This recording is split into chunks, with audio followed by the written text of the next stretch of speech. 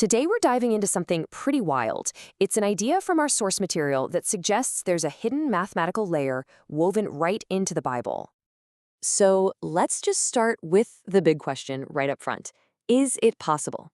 Could there be a deliberate numerical design hiding just beneath the surface of the stories and verses we all know? To even begin to answer that, we need to understand the key that supposedly unlocks this whole thing. It's an ancient practice called Gematria. So what is it? Well, it's actually pretty simple. In ancient languages like Hebrew and Greek, the letters of their alphabets also doubled as numbers. This means you can take any word, or even a whole sentence, and add up the letter values to get a single number. Now, you might be thinking, this sounds a little, out there, maybe like some kind of occult thing. But the source material is quick to point out that historically, this was a totally normal practice. It was so common, in fact, they've even found examples of it scrawled in ancient street graffiti. Okay, so where's the supposed proof? Well, proponents of this idea say, let's start right at the beginning of the New Testament in the Gospel of Matthew. When Matthew lays out the genealogy of Jesus, he does something really specific. He doesn't just mention the number 14, he hammers it home, organizing the entire family tree into 3 sets of 14. But he never actually says why 14 is the magic number. And the answer, proponents say, is hidden in plain sight, right in the name of King David himself. In Hebrew, David's name is just 3 letters, Dalet, Vav, and another Dalet. And remember, each of those letters has a number value. So what happens when you add them up? You get 4 plus 6 plus 4. And boom, there it is, 14. The point, according to the sources, is that Matthew was embedding a numerical signature, a code, if you will, that directly links Jesus' lineage to the prophecies about the house of David. All right, let's look at another example they point to, this one from the Gospel of John. When Jesus is on the cross, he looks at his mother and says something that honestly sounds a little formal to us today. Woman, behold thy son. This is where it gets really wild. Using Greek gematria, it's claimed there's a hidden message here.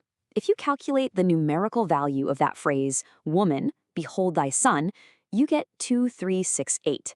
And believe it or not, proponents of this theory say that is the exact same numerical value you get for the name Jesus Christ in Greek. Okay, so we've seen examples in the New Testament. But what about the Old? Well, here, things get even more focused, with claims that the entire structure builds around one very specific number, 37. What the sources show here is a pattern that's pretty hard to ignore. If you look at this chart, you'll see a whole bunch of theologically massive Hebrew words.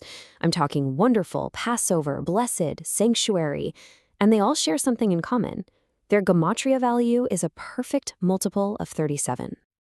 And this isn't just about single words. The claim is that it extends to entire verses. Take this iconic line from the creation story in Genesis, and the Spirit of God hovered over the waters. Well, if you calculate the value of that whole phrase in Hebrew, you find something pretty interesting. The total value is 1369. And what's special about that number? Well, it's exactly 37 times 37, or 37 squared. It's another instance, they argue, of this foundational number being used as a kind of divine signature. So all these little clues, these repeating numbers, where does it all lead? Well, proponents argue it all culminates in a modern mathematical discovery, a prime number so huge it has a special name, a titanic prime. And this specific one is called the Gabriella prime. Now, this prime number wasn't just pulled out of thin air. It was constructed around concepts that are central to these biblical patterns, specifically the number 37 and its mirror image, 73. Both of these happen to be what are called star numbers, which just means you can arrange that many dots into a perfect 6-pointed star. And when I say this number is enormous, I am not kidding. The Gabriella prime is a staggering 7,993 digits long. That's why it earns that titanic prime label from mathematicians. But its size is just the beginning. The truly mind-bending claims are about the properties hidden inside this number's structure. Let's just look at a couple of these. For starters, let's just count the actual digits, not the zeros. There are 2,437 of them. Proponents of this theory say, hey, what if that number itself is a code?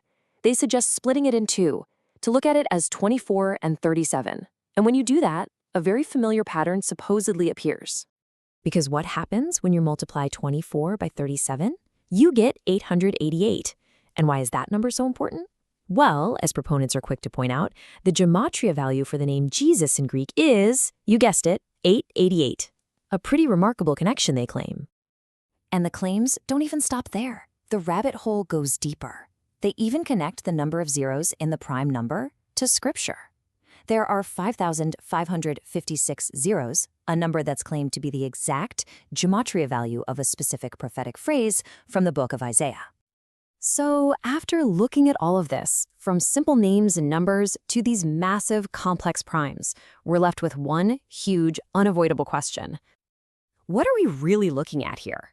Is this evidence of a genuine divine blueprint? A mathematical language woven into reality itself from the very beginning? Or is this a stunning example of how good our human brains are at finding patterns, of making connections in the chaos? I can't give you the answer, but I will leave you with this thought from Galileo, who once said, "Mathematics is the language in which God has written the universe." It makes you wonder, doesn't it, where that line between numbers, language, and faith really is.